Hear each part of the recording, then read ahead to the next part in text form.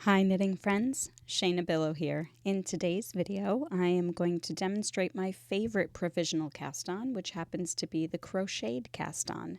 So what I've got here is scrap yarn, my knitting needle, a crochet hook that's about the same size as my knitting needle, and I can check the gauge of a crochet hook typically by putting it through a needle gauger.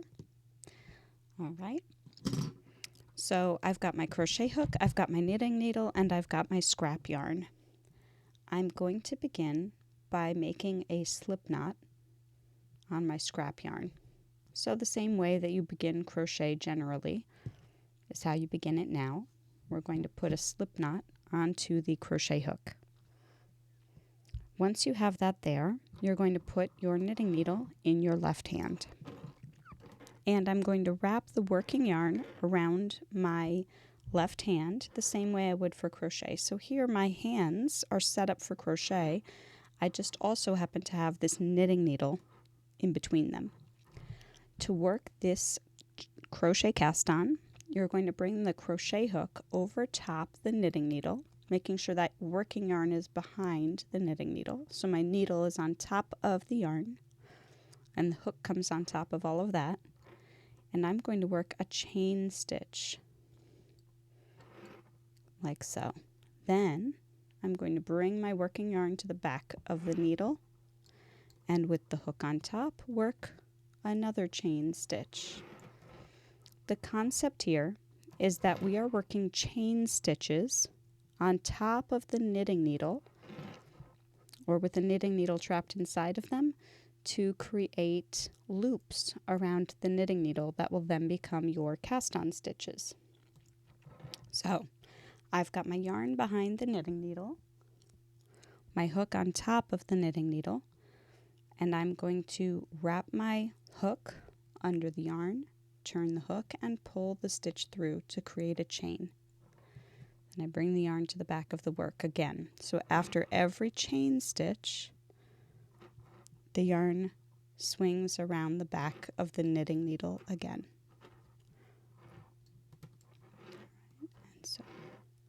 So we are making a chain, a simple crochet chain that just happens to have a knitting needle trapped inside.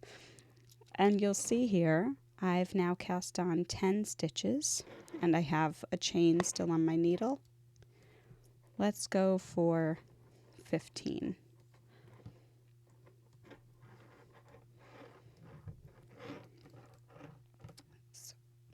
5, 10, 15.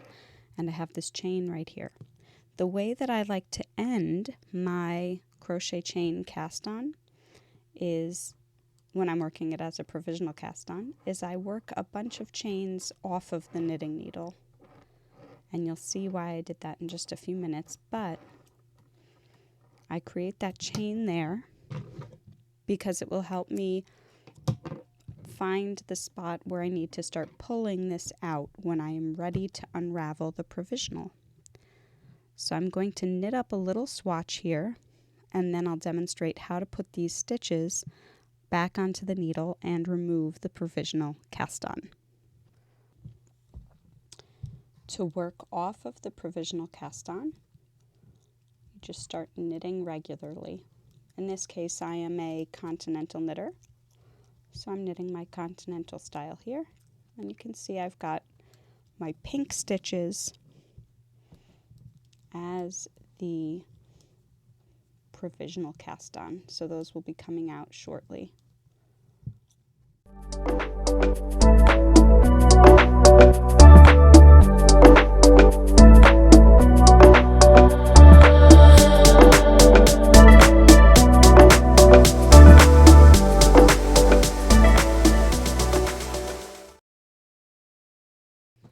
All right, so here's my project. I have my provisional cast on in pink, my regular stitches in yellow, and now I am going to put the stitches back onto the needle and take out the provisional cast on. My favorite way to do this, in order to ensure that I don't lose any stitches, is to actually insert my needle into the stitches first. So I'm going to insert this needle into the right leg of the very first stitch that is underneath the provisional cast on, and then continue to go across that row, putting the needle into the right leg of each stitch. So if each stitch looks like a little letter V, my needle is going up under the right leg of the V, all the way across, over, under, over, under. All right, now earlier I had you do this extra chain. The reason for that is this is the side we're going to unravel the provisional cast on from. So if you have that chain there, it's an indicator to you that that's the side that you need to unravel from. So I undid the last stitch, and now I'm just gently pulling away the provisional cast on. If there's any part that gets stuck, you can certainly cut it. Here mine went pretty smoothly, which is always nice.